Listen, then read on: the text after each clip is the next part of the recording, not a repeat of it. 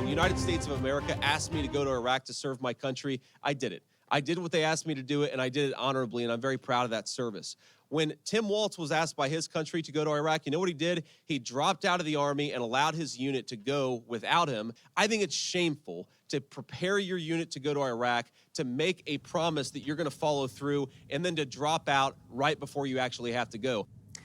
Republican vice presidential nominee J.D. Vance calling out Democratic VP nominee Tim Walz and his decision to leave the Army National Guard in 2005 and run for Congress shortly before his battalion was deployed to Iraq.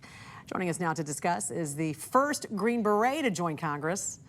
Welcome back to the National Desk, Congressman Michael Walz. Always great to see you, sir. And as always, thank you for your service to our country. You have served over 26 years in the U.S. Army as a Special Forces officer for the Green Berets with multiple combat tours in Afghanistan, the Middle East, and Africa. You were awarded 4 Bronze Stars and 2 for Valor. So you know a little thing or two about what it means to serve this country. So what do you make of this reporting against Walz? And what do other veterans you know have to say about it?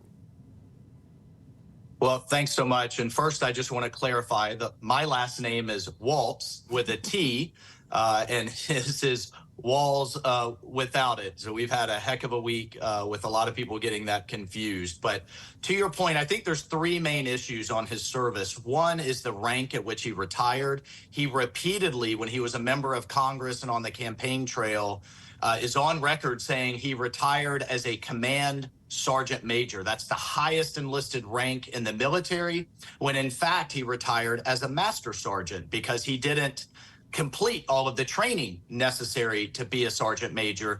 And for those out there who seem like that's no big deal, that's like the difference in being a general and a colonel as an officer in the enlisted ranks. It's a very big deal, and there is no way you don't know the difference. So that's one piece. The other piece is, as J.D. Vance was saying, he was in a leadership position in his National Guard unit.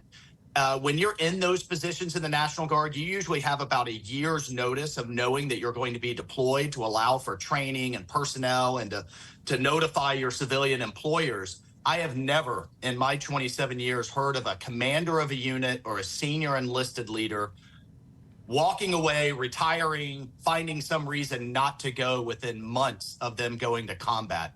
And he has allowed the impression out there that he did serve in combat, whether it's his comments of "I carried a weapon of war" or otherwise. And then there's another oddity. He did technically go to Italy. That was supporting global operations in the war on terror. But a lot of people, when they hear the term Operation Enduring Freedom, which was the name of the operation, they assume Afghanistan. And there's a plethora of articles where he kind of allowed that assumption to be made and never corrected it. So the whole thing kind of stinks. He clearly exaggerated his record or allowed it to be exaggerated. And that's an insult to every combat veteran out there. I want to also ask you about Speaker Mike Johnson creating this task force to lead all investigations into the assassination attempt against former President Trump and that day's massive security failures. You were just one of 12 House lawmakers sitting on that panel. Can you give us an idea of what Congress has learned so far, and who do you think is to blame? Well, the reason the Speaker pulled this task force together is you have multiple jurisdictions.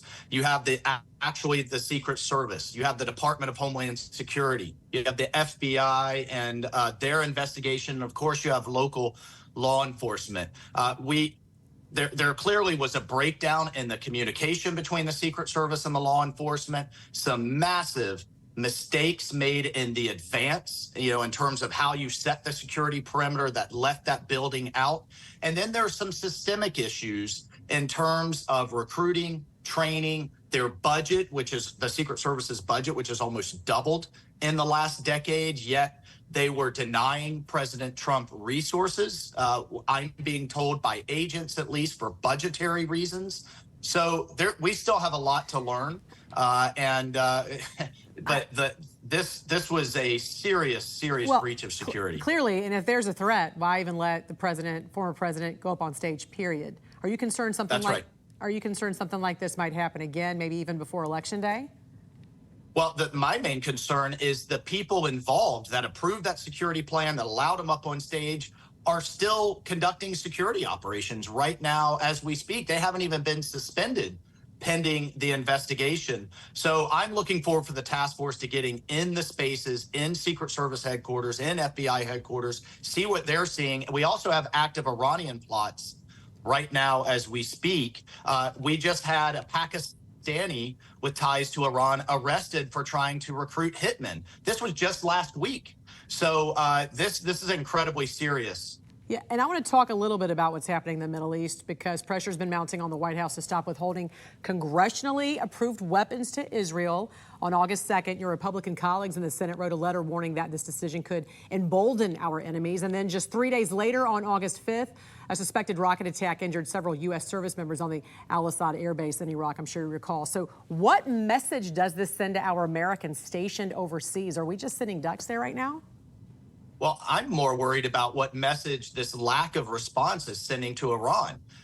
They're getting the message they can get away with it without any consequences, whether it's trying to assassinate a president, whether it is wounding and killing our service members, or launching hundreds of drones and missiles at Israel. There has been nothing in response in terms of consequences to Iran from this administration. So they're just going to continue to escalate until they're stopped. The Biden-Harris White House is inviting this war by their lack of response and by showing distance between us and our ally Israel. Every time they leak that they are lecturing Bibi, every time they leak that they may withhold arms, Iran, Russia, China are that much more emboldened, and they're going to be that much more aggressive. Is there anything Congress can do to hold the administration accountable? Well, short of impeachment, which we already impeached the DHS secretary, we can defund a number of things that they care about. But they're violating the law and then not enforcing the law by not sending the arms that we have appropriated.